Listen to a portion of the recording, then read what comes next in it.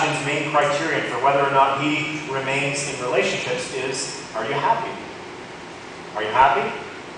As though happiness is like an inalienable right in our relationships, whether we work at them or not. And it just isn't that way. And I'm telling you today that if the main criterion for whether or not married people stay together is whether or not husband and wife are feeling happy all the time, then every marriage would end in separation and ultimately divorce. Because there are times in every marriage where one or both parties is not feeling very happy. And I'll be more direct. In every marriage, there are times when one or both partners feels like giving up. And that's how John and Jen felt after their next major blow-up. And you can see that in this clip.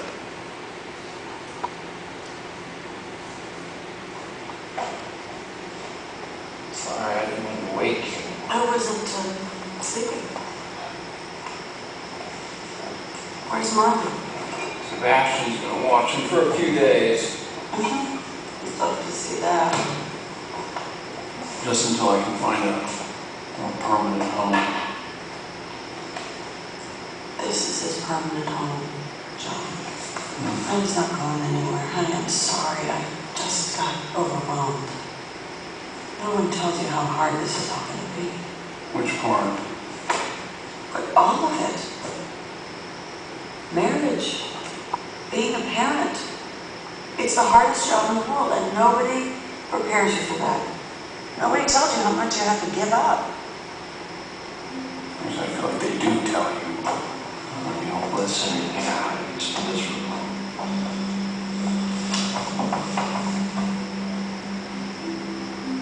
I've given up so much of what made me who I am.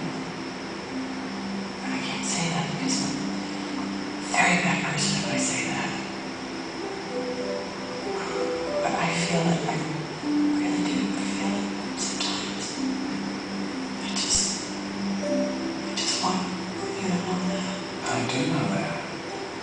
You can say it. I say it. But I did make a choice. I made a choice, and even if it's harder than I thought, I don't regret it. Are you sure? I'm very sure. It kind of has like a resemblance, like a home feeling to it. I just think these things are going to happen, and we're going to get through them. And we'll just do it together. Together. Getting rid of Marley's not going to fix it. No. Getting rid of you isn't going to fix it. Can I ask you a favor? Yes. No more kids for a while. Absolute deal. Oh, we stopped the clip 5 seconds too early. She gets pregnant immediately after this with their first little baby girl. And the next scene is them coming out of the hospital. And John has, I guess, lightheartedly called the new baby Oops, the Oops baby. And Jen's not too impressed by that.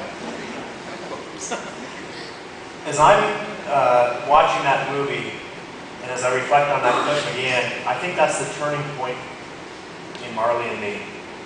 It's here that John and Jen finally comprehend that marriage is about more than feeling happy or good all the time.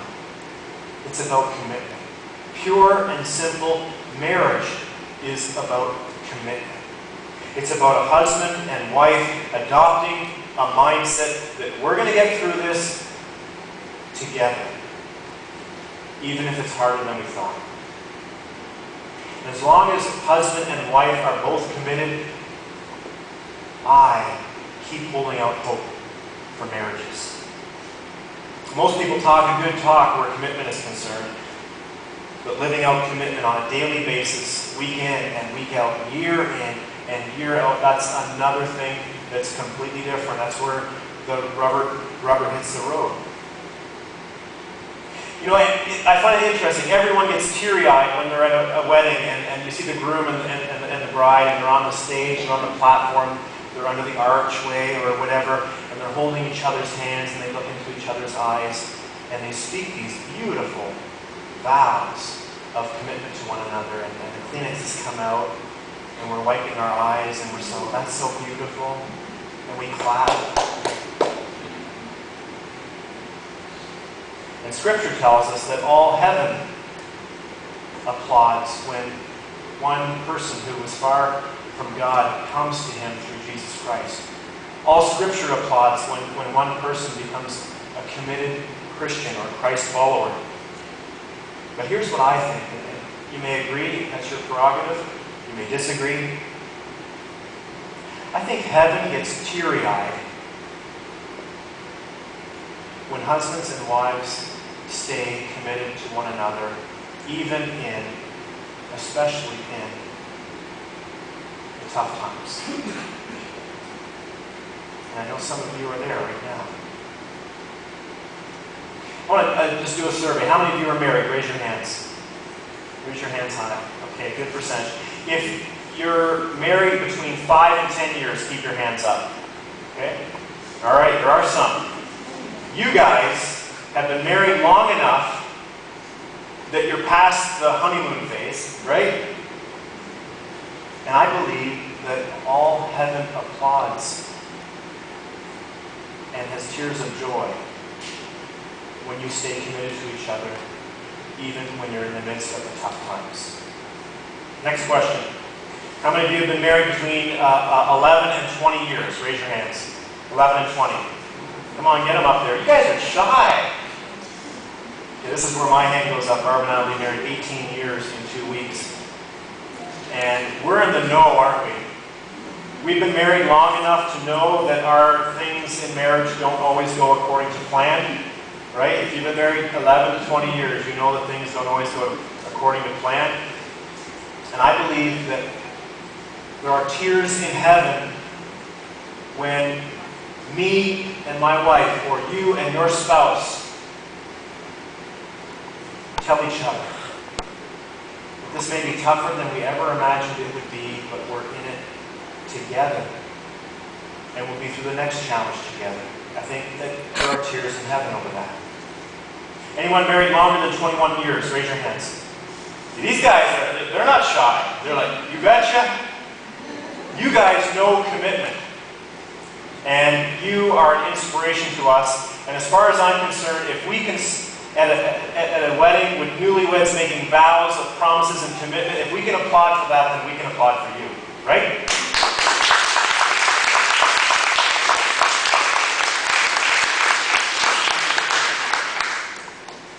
Making a commitment is easy, but remaining committed over the long term is far more challenging.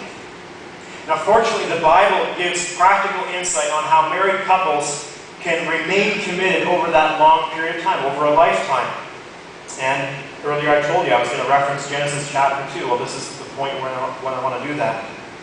And I'm going to actually quote it from another version than I typically use. Genesis 2, verse 24. Therefore shall a man leave his father and his mother, and shall cleave unto his wife, and they shall be one flesh. And the theme here is crystal clear, isn't it? It's about leaving, and it's about cleaving, and I would say it's about weaving. Leave, cleave, and weave. First, grooms-to-be and brides-to-be are to leave. They're to leave their family of origins. And this is about prioritizing your spouse over anybody else.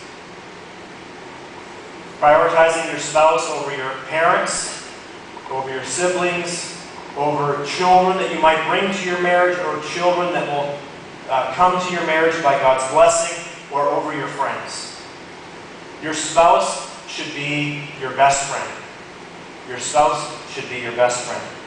And if you're dating or you're engaged right now, I won't ask you to raise your hands, but if you're dating or engaged and your fiance or your boyfriend or girlfriend isn't your best friend, then it's probably the clearest indicator that this is not the right person for you.